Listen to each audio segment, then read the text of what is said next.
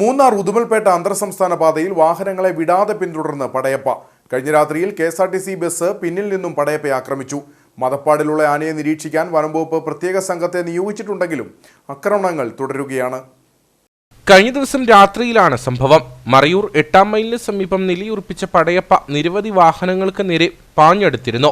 കൊടും വളവിൽ മറ്റൊരു വാഹനത്തിന് സൈഡ് കൊടുക്കുന്നതിനിടെയാണ് KSRTC ബസിനെ പിന്നിൽ നിന്നും ആക്രമിക്കാൻ ശ്രമിച്ചത്.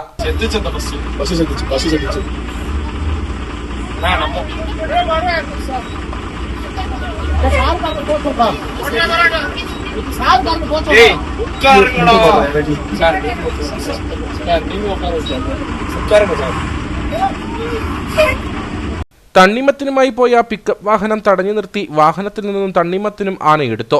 കഴിഞ്ഞ രാത്രിയിൽ നിരവധി വാഹനങ്ങൾക്ക് നേരെ പടയപ്പ പാഞ്ഞെടുത്തു. വ്യാഴാഴ്ച പുലർച്ചെ വാഗുവരയ്ക്ക് സമീപം ഇരുചക്ര വാഹനത്തിന് നേരെ ആന പാഞ്ഞെടുക്കുകയും വാഹനത്തിൽ നിന്ന് ഇറങ്ങിയോടി രക്ഷപ്പെടാൻ ശ്രമിച്ച യുവതിയെ ആക്രമിക്കുകയും ചെയ്തിരുന്നു. തൃശൂർ സ്വദേശിയായ യുവതിക്ക് ആക്രമണത്തിൽ സാരമായി പരിക്കേറ്റു. ഇതേ ദിവസം തന്നെ ഒരു ലോറിയും ആന തടഞ്ഞു. ഏതാനും ദിവസങ്ങൾക്ക് മുൻപ് സിനിമാ പ്രവർത്തകർ സഞ്ചരിച്ചിരുന്ന ടെമ്പോ ട്രാവലർ ഭാഗികമായി തകർക്കുകയും ചെയ്തിരുന്നു. 2 ആഴ്ച മുൻപ് മറയൂർ സ്വദേശികളുടെ കാറിന് നേരെ ആന ഓടിയെത്തിയതോടെ വാഹനം വെട്ടിച്ചു മാറ്റാനുള്ള ശ്രമത്തിനിടയിൽ കാർ പോസ്റ്റിലിടിച്ച് അപകടമുണ്ടായി. നിലവിൽ പടയപ്പം മതപ്പാടിലാണെന്നാണ് വനംവകുപ്പ് വ്യക്തമാക്കുന്നത്. ആനയെ നിരീക്ഷിക്കുന്നതിനും വിവരങ്ങൾ ജനങ്ങൾക്ക് കൈമാറുന്നതിനുമായി 5-അംഗ സംഘത്തെ നിയോഗിച്ചതായും വനംവകുപ്പ് വ്യക്തമാക്കി.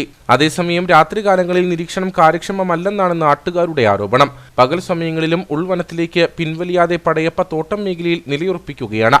നിലവിൽ രാത്രികാലങ്ങളിൽ മൂന്നാർ ഉദുമൽപേട്ട പാതയിൽ പടയപ്പ സ്ഥിരം സാന്നിധ്യമായതോടെ രാത്രിയാത്ര ദുഷ്കരമായിരിക്കുകയാണ്.